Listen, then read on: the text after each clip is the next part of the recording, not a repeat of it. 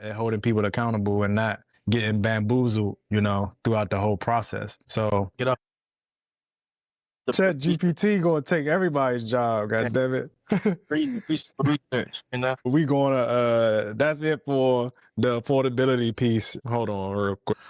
So again, everybody, here today with Mike Austin talking a little bit about DC and his race to claim the seat as Ward 8 council member. Next, we're going to be talking about Initiative 82. As some of you who already follow me know, Initiative 82 is an issue that is, I wouldn't say specific to DC, but we're dealing with it right now in this immediate moment as it relates to tip wages. Right now, they have chosen to repeal that and freeze the increase of the wage. As a person who is seeking and running for the office of council member, I just would like to get your thoughts on how you feel about Initiative 82, as well as which side you stand on. Everybody kind of already knows what side I stand on based on my last video. Again, I think it's just one of those things that is a matter of course correction, unfortunately, because again, for me, the moving pieces, I do see us being in the same predicament within years to come, because again, they've frozen it. And now you have individuals who won't be able to have a living wage as it relates to DC. And then we find ourselves trying to, again, a complex issue. And so I think it's one of those things I'm willing to hear, everybody's side in it to, kind of create solutions around it. But today we're going to hear your solution. And where do you feel and where you stand on Initiative 82? That's come up a lot, man, this election cycle. And it is, it's a tricky bill. But I'm gonna just say flat out, I think it is a solution without a problem, and I don't think that it was necessary at the time. And I'm gonna tell you why. So I'll wait to tell you. What do you mean by solution without a problem first, before you go into that? I don't know if all of the restaurant workers wanted this. And before I even started running, folks are just asking me because they knew, I was tangentially involved in politics, that what are y'all doing? Why do y'all want this? Why is the council pushing for this, and why is why is this on the ballot? As it started to collect momentum, I don't think folks truly understood what this really is.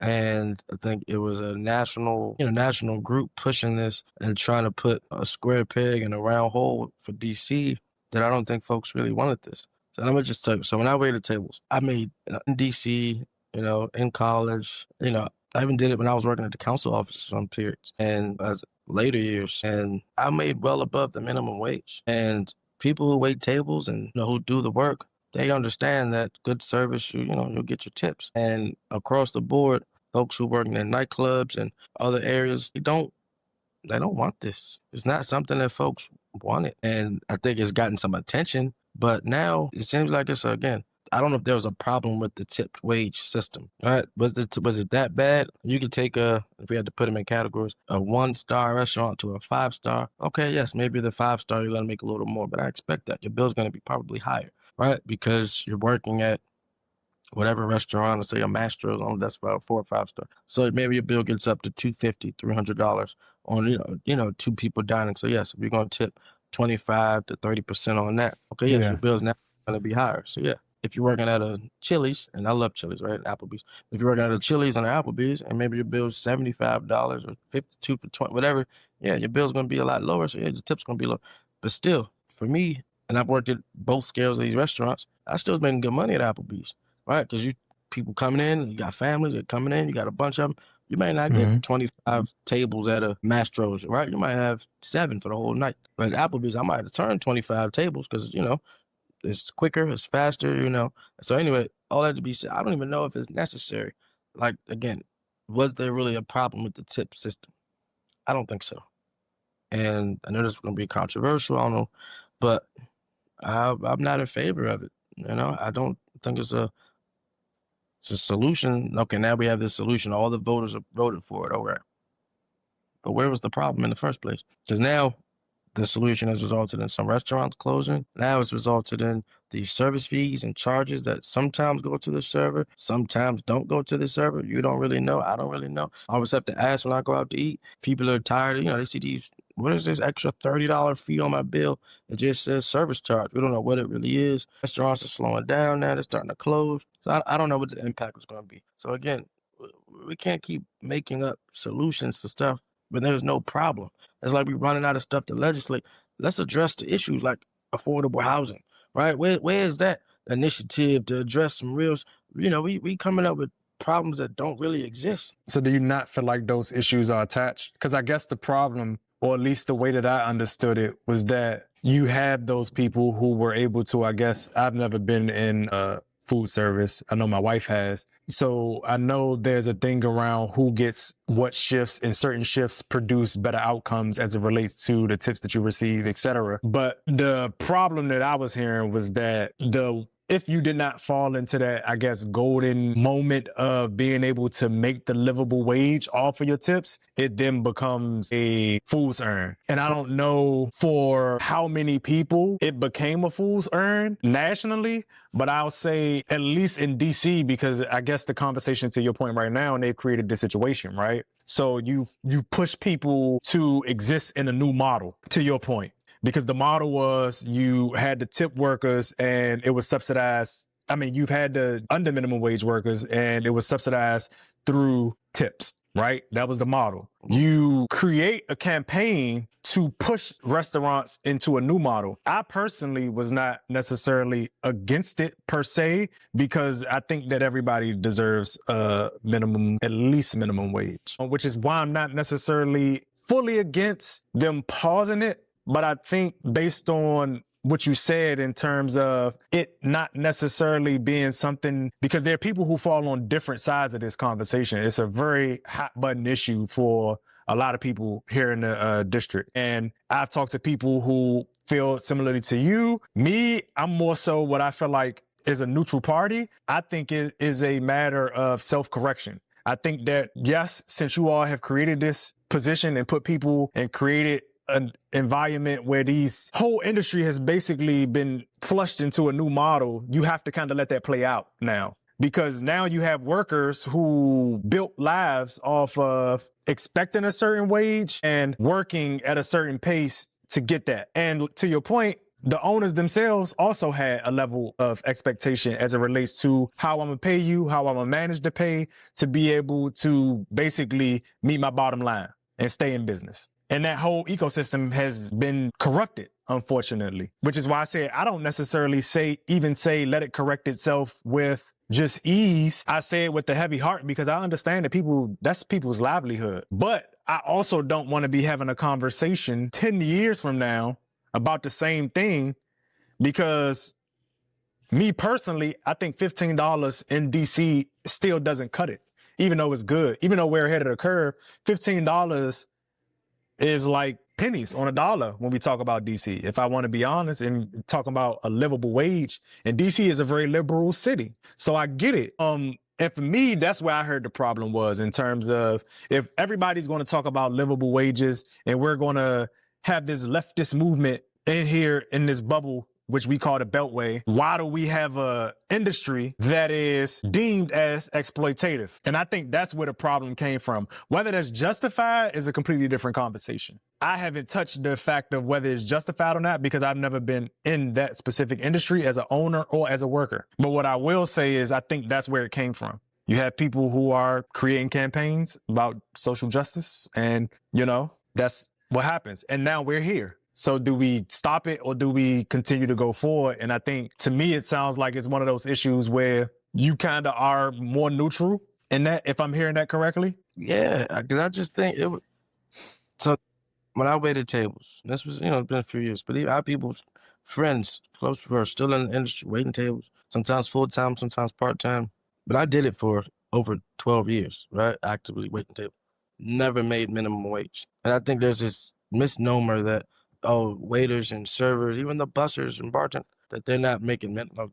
They're clearing bank. They're clearing bank, and they're clearing bank. I mean, you're talking some shifts, 250, 300, 400, a good weekend, 5. They're pulling doubles. I mean, they're clearing bank. And that's where I was like, man, if I can go back to waiting tables right now, I mean, it truly is a hustle and bustle. And I was clearing bank, and everybody around me was clearing bank. It wasn't no, there was no gimmicks about it. I'm talking about in other restaurants too. I have friends. I mean, I'm working downtown. Friends working at Clyde's. Other folks I know working at the Harbor. I mean, I know that's in Maryland, but you get what I'm trying to say. Like, it's still, you go where a nice restaurant is. You know that's gonna make money, and you go and make some money. The bussers making money. The bartenders. Some people's clearing more than the managers. I know some people they were supposed to get promoted to be manager. They're like, no, I don't be a manager because y'all gonna mess with my money. Like, what I'm saying? I make more than y'all. So, but you're the manager, because you get your regulars, get in the groove. Yeah, and it's not always about this, who's the favorite. I ended up working my way up but even at the bottom, right? When I was, let's say, an early cut, right? So I probably got the slower section, right? Maybe or something like that. Still was clearing banks, still flipping my tables, and it's a hustle and bustle economy.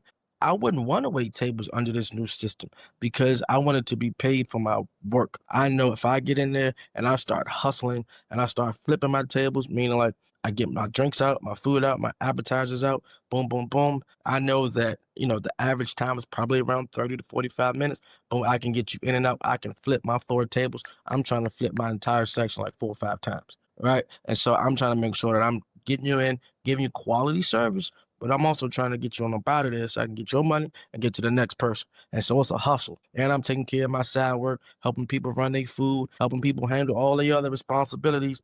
So yeah, you might move up the ladder somewhat, but there was days I was making more than the closers, who's supposed to be the top dogs. I'm making more than the bartenders. I'm doing large parties and banquets. I don't want all that stuff standardized because then you give good service, you work at a decent place, where you get a decent clientele. A matter of fact, it don't even matter about the clientele. You can work at a good restaurant, you're gonna make your money. And I'm not even just talking 4 stars, 5. I'm talking even I was at an Applebee's, and I'm not talking. I love that's my favorite restaurant. That's where I started working at. Even when you work at Applebee's, I'm flipping my tables. Get y'all drinks, some sweet teas, Pepsi. You want alcohol? You want a beer? Cool. You want some buffalo wings? Cool. Put that in. Come right back with your drinks. Come back with your apps. Okay, what you want? You want the steak? Cool. What you want? The Fiesta chicken? Cool. Boom, boom, boom. Got that. Put all that in. By the time your apps come, boom. By the time you finish that, I got your entree 5 minutes away. Boom. Wrap that up for y'all. Cool. Refill your drink. You in and out, and I'm going to my next table. So again, there was never, and I'm telling this to say, everybody I know that really did this and is still doing this, they said, man, y'all regulating my money now when I got in the industry to be unregulated. You know what I mean? Like, I got in the industry, if I wanted a 9 to 5 or if I wanted to punch a clock, I wouldn't be doing this. You know what I mean? I wanted a job, hopefully, preferably in the evenings or something I could do during the day and, do a different job in the evenings. If I'm working the morning shifts, I can get in, even on lunch shifts, they making $80 to $100. You might be out, right? Because you get a lunch pot. So cool. The restaurant open at 10. Boom. Lunch start at 11. Boom. I know everybody coming from 11 to 1. Boom. I might make $100 in 2 hours. That's $50 an hour. You know what I'm saying? Like, we not even talking about the 25 or 15, whatever y'all talking about. But now y'all regulated my money now. I could have got in. I could have been back home by 2 o'clock. You know what I mean? And that's the reality of the flexibility some people had, and I watch people do that. You know what I mean? People like, yeah, I got to be early out because I got to get my daughter. So they would get in for lunch, be out. So but now I can't even make my $100. So now it's regulated. Like me, I was an evening shift person because I was in college, or I had a job, whatever. I'd be a closer, I'd be nighttime. Cool. But I get in 4 o'clock, I'm closing 4 to 12, 4 to 11. Cool. I might walk out with 150, 200, but I'm going long hours.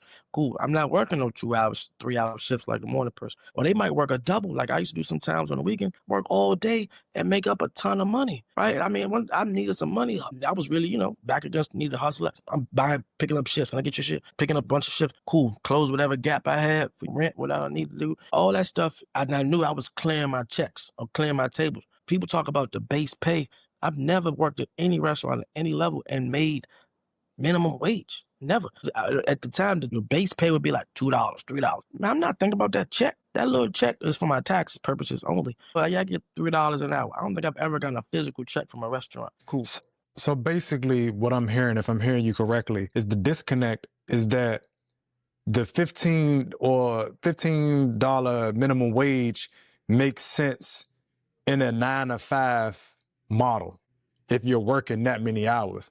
But what I'm hearing you say is that some people work 2-hour shifts, 3-hour shifts, or 4-hour shift here and a 3-hour shift there. Is that like, am I hearing that correct? Exactly. That, and the model itself is made to be unregulated, right? And so, we talking layman's terms, me and you talking. If I'm gonna assume that me going to Morton's or, whatever 5-star restaurant you can think of. I'm a naturally someone, okay, I'm gonna make more money here. Cool. Then I'll probably make Applebee's. Okay. But you're not even gonna get hired at a Morton's or a 5-star if you ain't worked somewhere else first anyway. So you probably need to start your industry out, you know what I mean, at a place where they're gonna train you a little more. They're not doing as much training at some of these higher end restaurants. You gotta know the menu, you gotta know how to serve, know your table, your table side manners, and so they don't really get into, oh, we just let you walk up the street, you never waited tables before. Everybody, they've been in the industry for all that way. They're experienced servers.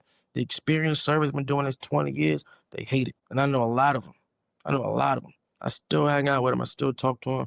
And they're like, man, what are y'all doing? Y'all messing with my money. Y'all trying to regulate something that I did not want regulated. If I wanted a 9 to 5, I'd go get a 9 to 5. All right. I do this because I can be a bartender and I can work until 2 a.m. and I can make $500. Right. We not even talk. Y'all talk the minimum wage. I'm like, clearing that. They clearing out people that was working just one day a week and Saturday nights. You know what I'm saying? They clearing that. I know people that was waiting, they never work weekends, but they did 5 evening shifts. Clearing that amount of money. And that's why they said, man, they not making no minimum wage. Maybe you get into your bussers. I know bussers making a ton of money. If you got a busser at a restaurant, probably because they getting plenty of money at the restaurant is, right? You giving each person giving the busser 15% of their tips generally. So cool. So they getting 15% from everybody they bus for. Yeah, because that's what my wife was doing. She was definitely cool with it because she was eating off everybody. You know what I'm saying? So it's like y'all trying to, everything don't got to be regulated. And that's why we're getting into this dangerous space of the government is getting too big, is getting too involved in things that don't need to be regulated. Certain things just need to be regulated. This was an industry that people did not want regulated. But when you talk about it, it's like, oh, you anti-union, you're anti-people. Like, no, the people that do the work don't want y'all to touch it. So why are you touching it? Why are you dealing with these people's business when they don't want it regulated? And have been somebody that has done this for years. I can tell you this. I would not want to wait tables in this environment because now y'all trying to regulate something that is completely perfect the way it is. The structure, the way it's set up, you want people to come in, have a great dining experience, to tip over maybe the 30%, right? To come in and to freely, tip what most people tip, right? Maybe you have a bad shift here and there, but most people tip. And if you get screwed on the tip, chances are your manager gonna work something out with you. You know what I mean? Like, you got screwed on a $300 bill. All right, I'm not gonna take, because you're gonna have to pay on that amount, right? Ultimately, you gotta pay when they do your calculations. You might have $1,000 in your pocket. You might owe the restaurant $400, right? Or $500. Yeah, no, because people pay cash. Okay. They automatically assume, that you owe them that money because it's not yours. It's somebody just paid cash. You just hold the money for the whole shift. Does that make sense? You know what I'm saying? Like, you just holding the money. Yeah, if you pay me cash, I'm just gonna hold it till I get off. So cool. So I might have $1,000. All right, cool. So I give you all my money. No, I give you about $500. I still got $500 in my pocket of my own cash. Cool. So when I check out and I pay my server, pay my busser, I pay my bartender, tip them out. Everybody's benefiting. Right? Because, and then you look up, like, all right, I make $300 today. I came in, let's say I come in at 4 o'clock. It's 10 o'clock. So I work 6 hours and I made $300. Like, I work, 5 hours? I made $50 an hour. I ain't make 15 an hour. You know what I mean? So they are trying to regulate something that in its core does not need to be regulated. It's not an industry that should be regulated.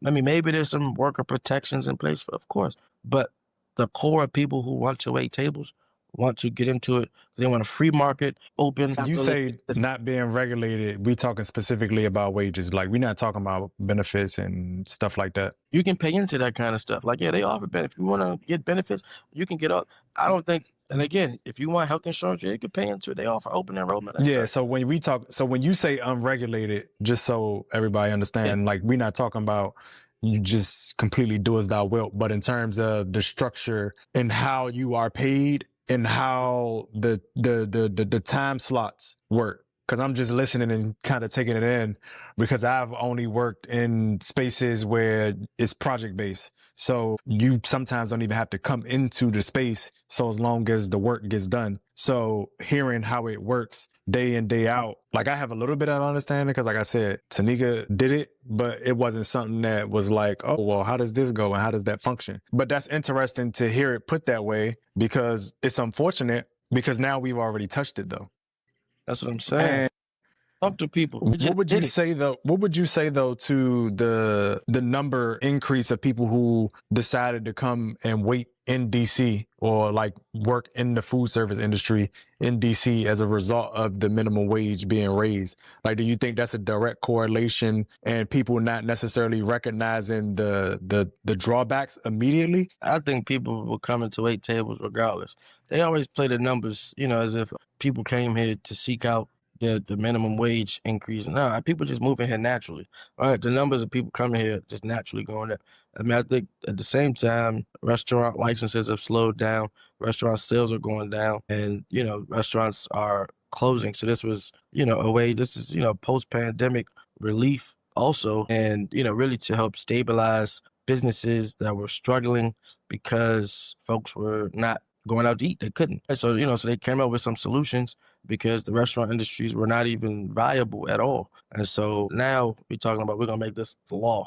We're going to put this on the ballot. We're going to make it permanently that you're going to get a set minimum wage, across the board. And, of course, there's some room for wiggle room, but the average, and I think I'm pretty smart at times. When I look at a bill, when I look at a bill right now and I see service fee, I'm confused, right? Because the service fee, I go out to eat at, La Vie or at the wharf or whatever else, and I say, okay, well, what is this? And I say my bill's $250, and I see a $30 service fee. Now I'm confused. Like, what, is this your tip or is this to the restaurant? And it's, what I mean? And so now, and I'm a good tipper because I work in the industry. I tip real for good service. And I mean, I'm gonna tip regardless, but I tip even more for good service. I'm just confused. I know if I'm confused, I know other people are confused. And so again, it's just, and I've talked to people and it's just like, this is unnecessary. It's gonna hurt our restaurant industry ultimately when we should be having, it's, I guess if you had to put it in a very simple form, prefer big government, and Republicans don't. And I'm not trying to look at it in that context, but there has to be some free market within our democratic system to allow for things to regulate. If restaurants are regulating, of course, all that stuff, let's make sure we stop that. By and large, the system and the economy of restaurants was working. If you had a good restaurant, it's perfect. Like for me, downtown, I always went downtown and, try to, like me, I would go to every restaurant when I needed a job. Every restaurant with a resume, boom, boom, knocking on doors, talking to folks, hey, y'all hiring? It worked and got into some nice restaurants in the city and never had an issue with the wage stuff. Had, pockets full of cash. I'm depositing $250, $200, $200, $300. Some days upwards of $600. It might have been a double. I'm not gonna say one shift. I might have worked it, but I made $600. And so it's almost like you can earn what you're trying to earn. All right, if you're trying to work, you're trying to make some money, you can get ahead and make some money. You can make your rent in a weekend. You know what I mean? If you had to. And that's what people like about the industry that serve and wait tables. You can get ahead and make your money if you're really trying to work. Yeah, I think now we're going to see and continue to see tips continue to go down, restaurant services to continue to slow down, the number of restaurants to slow down, not going to keep pace with what we want in the city. For a community like ours, we want more restaurants. I can name on one hand how many restaurants we have where they sit down, right? Not carry a true restaurant. I can name on one hand. We need to be attractive to new restaurants. And we can't keep taxing and creating new hurdles for businesses to operate and then want them to operate and be attractive when Virginia's right across the street and Maryland's down the street and other places where if Devon has $1 million and wants to open a Devon's, rib joint, best ribs in DC, he like, man, I don't know how you want to go there. Right, but we really want your rib joint here because one, you're gonna bring some jobs. Two, you're gonna hire people, and three, make life better when people have options and they can come and sit at your establishment. But you already got to deal with a lot of administrative and tax burdens. Y'all dealt with a lot of paperwork burdens through the city, and now we got to deal with a set wage requirement that the people didn't even want, the servers didn't even want. So again, I just see a lot of issues with it, and I'm glad we can talk through this. But that is one issue that. And I was kind of not going 100% with, and talking this candidly about it. And I'm glad we're doing it in this form. But I don't feel like I think it's a solution and there was no problem. To your point, to put a nail in this coffin so we can move on to the next topic. We kind of put ourselves in a kerfuffle, and I don't know where to go from here. And even the mention of like free markets, it's like, look, either we're going to let the markets be free or we're going to do centralized planning, because a lot of people want,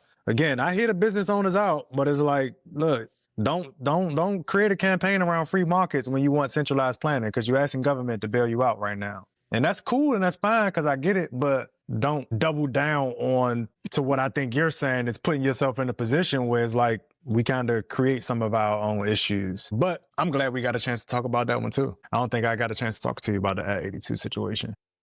So how you feel about it? So me personally, I think Initiative 82, I don't disagree with it. I think that it was a perfect way to move forward, even though I do think, to your point, which I agree, that they created a situation amongst themselves that they could not necessarily meet the moment. And so that's why my full stance right now is just kind of, we got to let the market correct itself, because this is another one of those situations where us in this bubble, DC Democrats, even more specifically, have created this conundrum. And so I personally always have asked the question, why do we even have an industry that's built on a model of paying people, tips? And I mean, historically, if you want to go back that far and have that conversation about, tip wages coming from the institution of slavery and sharecropping, et cetera, and how we get here, I personally like to see it moved away, because it also is an opportunity to reveal the falsehoods in the markets that we believe in. To your point, we as a nation continue to talk about free markets. None of our markets are free. They have all been based around centralized planning, subsidies, too big to fail. Like, you can't have a free market and then say too big to fail, because that means that anybody can fail if it's a free market in the sense of laissez-faire, And so my thing is, look, y'all created this situation. We have to let it play out.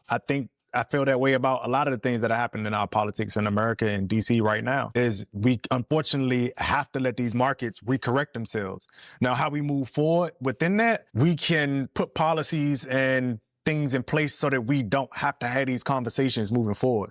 So that when we come out of these moments and these dark times, whether it be economic policy, whether it be food service, whether it be the hospitality industry, any of these things, any of these moments, I don't want to be here. I don't want my kids, I don't want Con, I don't want Elizabeth to have to be sitting down having these conversations that we're having. Let them address and deal with new issues. I want to create an environment basically to where these are things of the past. And right now, Initiative 82 is an issue that came up because legislation was passed, again, because everybody, social justice warrior crowd, wanted to push it and campaign on it. It has created a conundrum.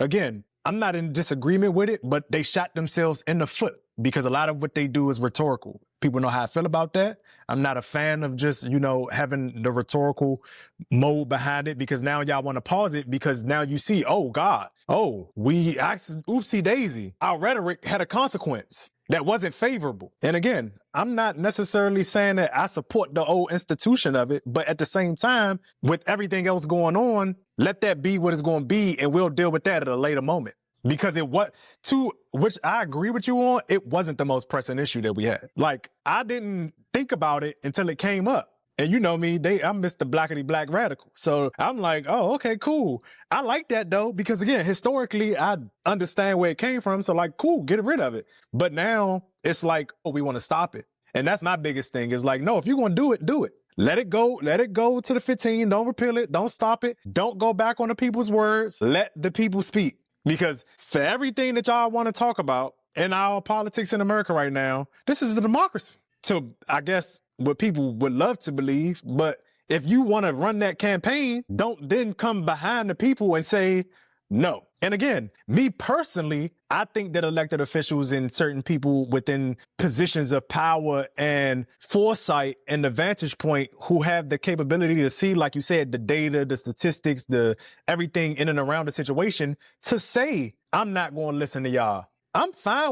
I am okay with sometimes informed people making decisions without my input, because I don't know everything. It's like me I don't know. We don't need a rule by committee.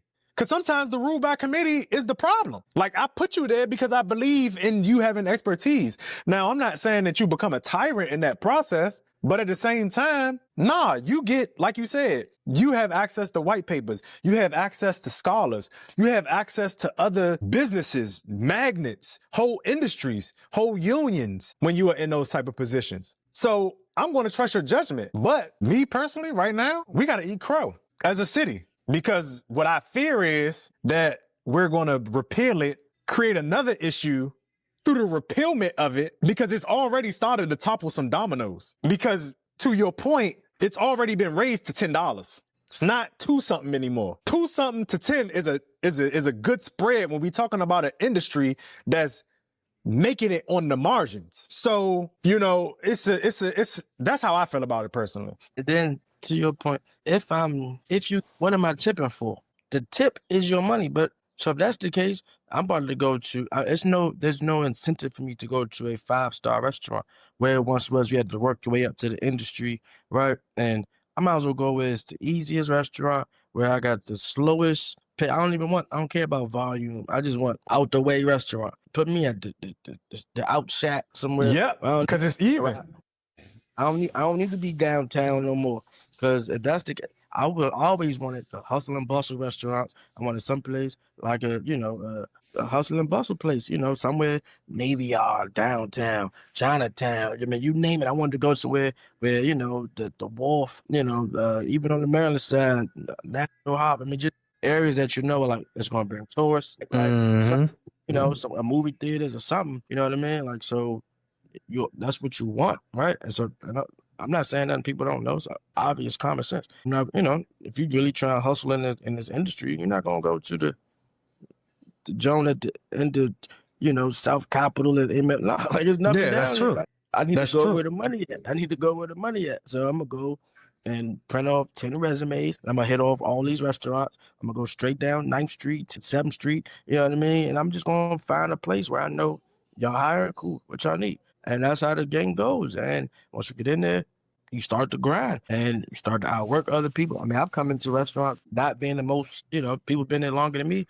and I'm closing before them. And I'm getting a better section because I'm in there hustling, right? And I'm on my grind when I get in that building. And so that's why I'm like, this is, again, you could work your way through the ranks and, become a top dog in a restaurant and walk out with $250 in your pocket every night, $300 some nights. You know what I mean? Maybe 4 on Friday, Saturday, because you just flipping tables and you just, drinks and apps and dinners and this and shots. You get you some good tables. Hold on a second. The little one. Hey there. Elizabeth walks into the room. Hey there.